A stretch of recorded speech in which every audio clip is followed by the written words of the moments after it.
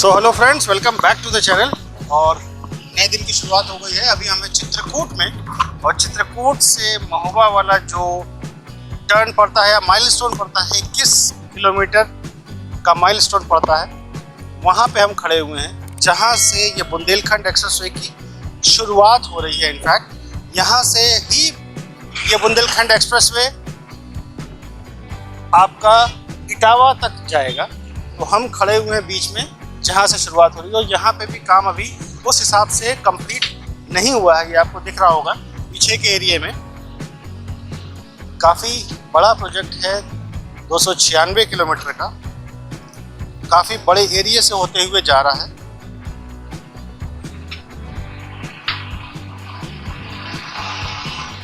काफ़ी बड़े एरिया से होकर जा रहा है, और ये चित्रकूट, बांदा, हमीरपुर, जालौन जैसे एरिया के लिए बहुत ही बेनिफिशियल होगा। सबसे इम्पॉर्टेंट चीज़ ये है, जहाँ पे हम खड़े हैं यहाँ पे मेन एंट्री और एग्जिट है, और इस एरिया को डेवलप करने के लिए इसकी बहुत ज़्यादा ज़रूरत है, क्योंकि आने वाले टाइम पे इस एक्सप्रेसवे की वैल्यू बहुत ज़्यादा होने वाली है। करीबन 7 से 8 नदियों को क्रॉस करेगा। करीबन 266 ब्रिज इस पे बनेंगे, छोटे वाले ब्रिज बनेंगे।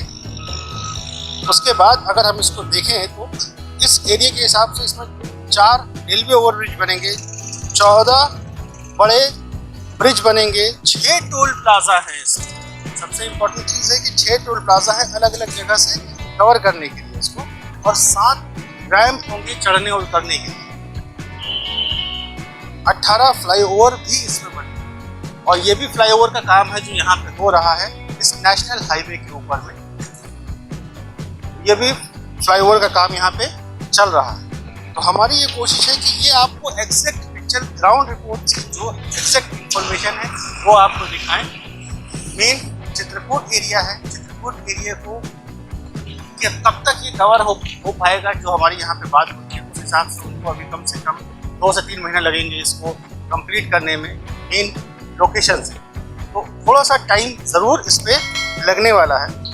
और जहाँ तक इसकी उम्मीद है, जो इसकी कॉस्टिंग है वो करीबन 14,500 करोड़ की इसकी कॉस्टिंग है। 14,700 करोड़ के आसपास इसकी कॉस्टिंग है, और इनके हिसाब से करीबन 40-50% काम हो चुका है। डेडलाइन जो इसकी है वो मार्च 2022 है, बट इसके इंजीनियर के हिसाब से कहना यह है कि वो शायद पॉसिबल नहीं होगी इतनी जल्दी, बट लेट्स सी, शायद एक ट्रेन चालू कर पाए। तो हमारी ये कोशिश है कि हम आपको सारी चीज़ें दिखाएं। आगे भी हम इस रोड पे चलते हैं, आपको दिखाते हैं कि कहाँ कहाँ तक से ये चल रहा है। बीच में भी कल रात में जब हम चित्रकूट पहुँचे थे तब यहाँ पे काफ़ी अंधेरा था, तो हम बहुत ज़्यादा कुछ कवर नहीं कर पाए। आपको इस साइड के स्लॉट में ये दिख रहा होगा, रात में हम कुछ कवर नहीं कर पाए। काम इस पर दिन रात चल रहा है, बट उम्मीद है कि जल्दी ये सारी चीज़ें कंप्लीट हो जाएगी और हम इस रोड का पूरा रिव्यू कर पाएंगे। तब तक जहाँ तक हम जा सकते हैं कच्चे रास्ते से होते हुए वहाँ चलते हैं, और वो जगह भी आपको दिखाते हैं। चलिए हमारे साथ इस दिन की शुरुआत करते हुए इस बुंदेलखंड एक्सप्रेसवे का रिव्यू करते हैं, फुल इंफॉर्मेशन और एग्जैक्ट करेक्ट 100% रिव्यू के साथ। तो यहाँ से एक रास्ता जो बना हुआ है, कच्चा रास्ता है चढ़ने का, यहाँ से इनका डाला जा रहा है। तो हम भी कोशिश करते हैं कि हमारी गाड़ी कहाँ तक जा पाती है, और ये सारी मेहनत हम आपके लिए कर रहे हैं ताकि आपको ये पूरी इन्फॉर्मेशन मिल सके कि कैसे जा सकते हैं। और इस तरफ में अगर मैं आपको दिखाऊं तो दूसरे रोड ये चढ़ने के लिए यहाँ से बन रही है, आधी बना करके इन्होंने छोड़ दी है, बीच में लाइनिंग वगैरह अभी काम नहीं हुआ है, और उस तरफ का काम चल रहा है। और ये है कच्चा रास्ता, यहाँ से डंपर जाता है। पूरा कच्चा रास्ता इन्होंने बना रखा है, खेत होते हुए हम जा रहे हैं अंदर। कहाँ तक जाएंगे नहीं पता, बट कोशिश है कि कहीं तो पहुँच पाएँ। उधर से भी ट्रक आ रहा है, इधर से भी ट्रक आ रहा है, तो हम कोशिश कर रहे हैं कि हम गाड़ी साइड लगा लें ताकि ट्रक निकल जाए। ये पीछे से ट्रक आ रहा है, और ये यहाँ पे काम होता हुआ दिख रहा होगा आपको इस साइड में। और ये कच्चा रास्ता बना हुआ है यहाँ से ट्रक को जाने के लिए। ये पत्थर लेकर के जा रहा है यहाँ से। तो ये कच्चा रास्ते के थ्रू ये लोग काम कर रहे हैं।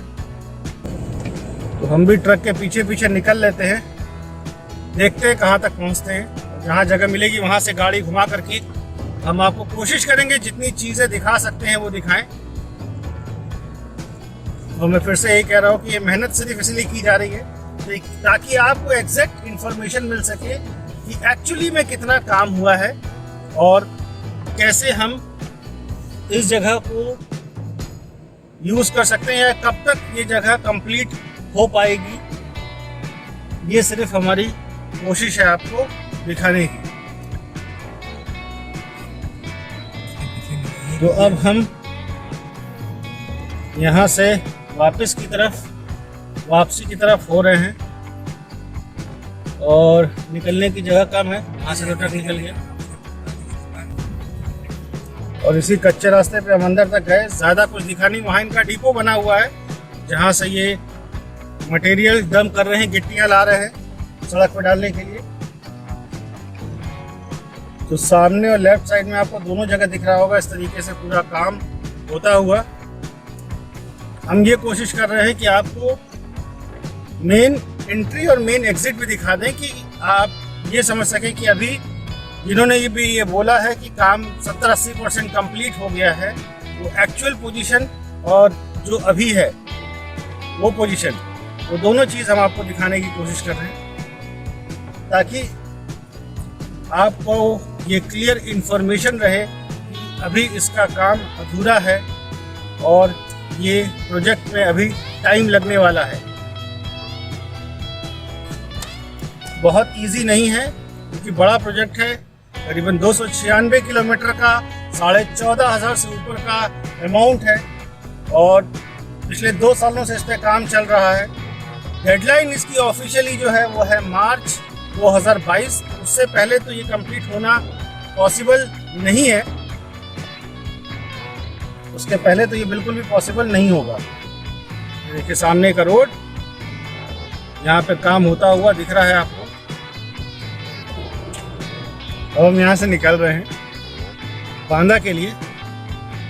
सामने ये पोजीशन है जो भी हमने आपको दिखाया कि कच्चे रास्ते से हम अंदर तक गए, वहाँ पे भी कुछ नहीं है और टाइम डेफिनेटली लगेगा, बट इन फ्यूचर बहुत अच्छा कनेक्टिविटी ज़रूर हो जाएगी। आप दिल्ली से सीधे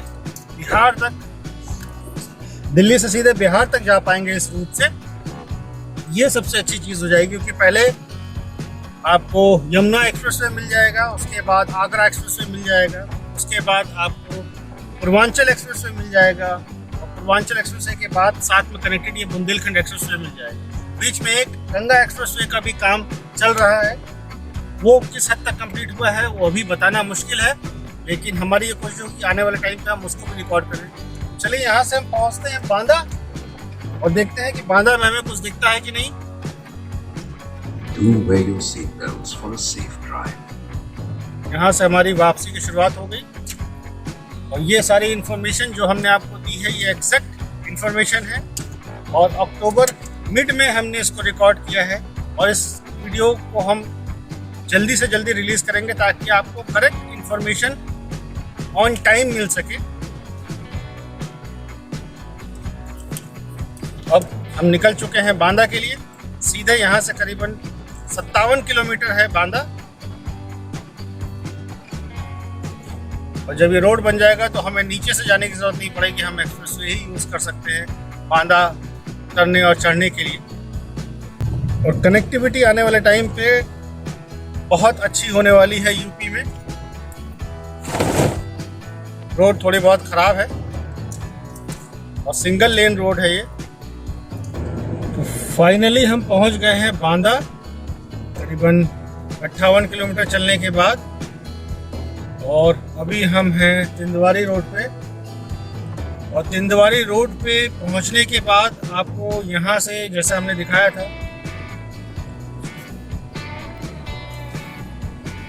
तिंदवारी रोड से हम जा रहे हैं। हमें जाना था लखनऊ वापस वाया इलाहाबाद फतेहपुर होते हुए, लेकिन हम उधर से नहीं गए हैं, हम घूम करके इधर से आए हैं ताकि हम आपको यहाँ की भी पोजीशन दिखा सकें कि ये रोड अभी जो एक्सप्रेसवे है वो कंप्लीट नहीं हुई है, ओवरब्रिज का काम चल रहा है। सामने आपको ये दिख रहा होगा, बोर्ड भी लगा हुआ है हर जगह, और टेम्परेरी डाइवर्जन इन्होंने किया हुआ है लेफ्ट और राइट साइड दोनों पे।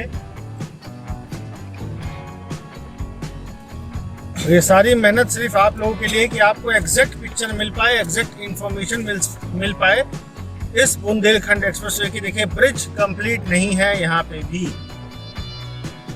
ब्रिज का काम होना है, और ये सब नेशनल हाईवे के ऊपर से कन्वर्ट होने हैं, ट्रांसफर होने हैं, तो इस पर भी ब्रिज का काम अभी बिल्कुल भी नहीं हुआ है, बीच का काम पूरा बाकी है।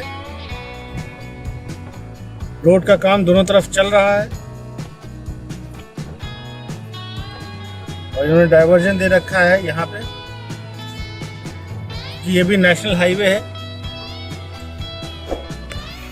तो देखिए काम चलता हुआ यहाँ पे, ब्रिज का काम अभी बिल्कुल भी पूरा नहीं है, इस तरफ से रोलर चल रहा है।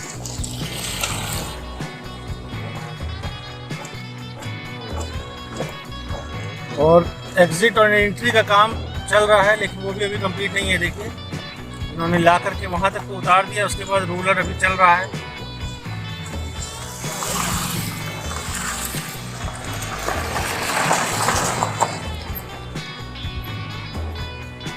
तो इसमें भी अभी टाइम है।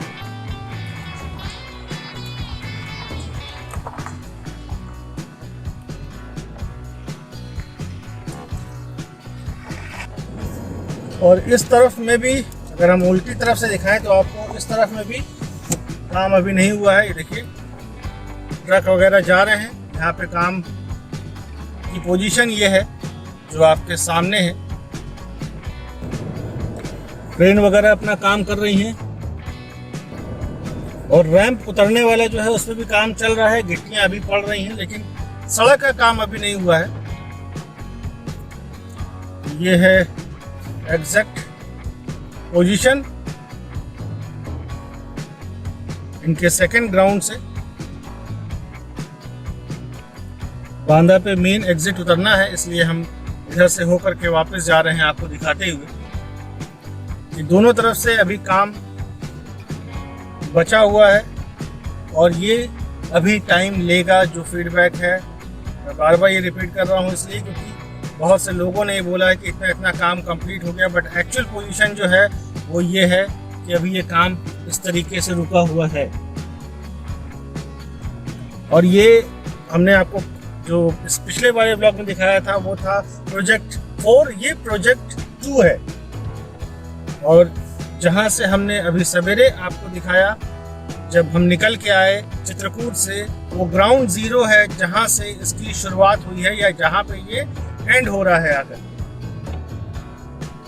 चलिए वापस बढ़ते हैं हम यहाँ से आगे। सिंगल रोड चलती जा रही है। सो फ्रेंड्स, फाइनली हम बांदा कवर करके भी निकल चुके हैं। उसकी पोजीशन भी आपको हमने दिखा दी कि क्या एग्जैक्ट पोजीशन है ग्राउंड 0 से जहां से शुरुआत हुआ है, और एक्सटेंशन 4 से झांसी का, और उसके बाद एक्सटेंशन 2 जो हमने रिसेंट बांदा में कवर किया। और अब हमारी वापसी हो चुकी है वापस लखनऊ के लिए, और बहुत बढ़िया जगह पे हम लोग हैं। पीछे आपको थोड़ा सा नज़र आ रहा होगा, ये देखिए कितना बढ़िया पानी है। ये यमुना रिवर हम क्रॉस कर रहे हैं। बीच बीच में हिल जरूर रहा होगा, पुल में बहुत ज़्यादा गड्ढे हैं। क्या शानदार नज़ारा है। सूरज उनकी तरफ से आ रहा है, हम इस तरफ से दिखाने की कोशिश करते हैं आपको। बहुत बढ़िया व्यू है।